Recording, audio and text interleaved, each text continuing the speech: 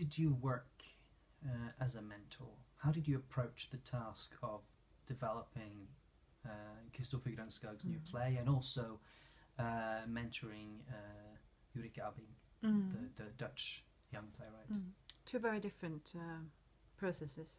One, in a distance, I only saw Ulrike in the meeting points we had during the period 3 or 4 times, and had to base my knowledge about her only on the text that she had translated.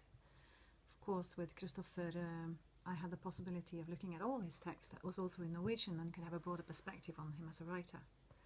Ulrike only had one text translated to English, so it was limited. I had to listen very carefully to be able to see how the text she was writing communicated with her other work, and to guide her in that respect. But with Kristoffer, I had the possibility of working not only with him on the basis of his writing and how it progressed after our conversations, but also on what I knew about him as a writer from before. And a lot of discussions I have when I am a dramaturg, or where I'm a mentor, or I develop plays, has to do with finding the will behind the play. What is it that drives not only this play, but also the one who writes it? And those two things are not always the same. So I need to locate what is the will of the play and what is the will of the writer, and do they understand each other? So that the same engine goes in the playwriting, inside the play and in the playwright's head, and in the conversation we have about the play. Otherwise we can spend a lot of time misunderstanding each other and not really getting to the bottom of what he wants or she wants to make. When you say the will of the play, I think we should expand on what that means. Yeah. Inside any play there's a kind of engine, and that could be on many levels. It could be formal engine. The play is structured in this particular way. It could be as a monologue divided by scenes or stage directions. So it could be completely situation-based. It could have a very simple language. It could have a very poetic language. So it's the form, of course. And that's driven by a will for a particular form. And we need to find that. For Kristoffer, for instance, he started up with a very particular form and a particular language, which, of course, was built on his character being a kind of mental cosmonaut, one that stretched his mind into the universe. And because of that, it had both a poetic but also a very floating kind of quality. And all of a sudden, it came to this point, and he wrote these 3 scenes for the classroom, which had a completely different engine in the form. It was more realistic, it was drier, it was made up by situation and character driven, and had more characters driving it. And I said to him, look, these two parts of your play don't communicate. They have a different will at the core for what kind of form it wants to have. And then I think that's because you're no longer sure what you really want this play to be. What is the will of the play? So the will of the play is both to do with the form, and then of course the next is the content. What is it that you really want to tell us? And when we talked about this, then in a way it's like a triangle, and I'm the sort of tourist guide inside this triangle. This is a very good example. The triangle is the writer at the top, who has written both these scenes, these parts, these 3 first scenes and the 3 last scenes. So he's completely guilty of both of them. Yeah?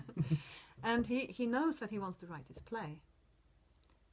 And then we have to start communicating in this triangle. So where is the closest connection between what you want and what the play wants? Is it in this scene, or this part, or is it in the other part? And then often what happens is that the confusion around what I really want to do with it comes out.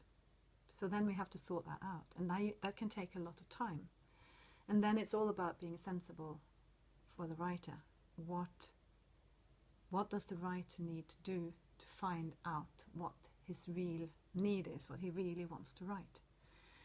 And usually what I do then is I give of course my viewpoints, what I like the best, where I get the most out of it, which aesthetics I prefer, and then I also often give him or her some tasks. Try to write this scene, try to write that scene, and then find out where it flows, where you get really eager, where the new material comes from, because that will tell you something about the will of the play, and it might not be what you think it is. And this is the troublesome thing, because you always want to be to as a writer, you always want to think that you are the one who knows the best, but sometimes the play does. Where does this will of the play come from then? Well, the will of the play comes from two sources. Of course, it comes from the starting point where you start off.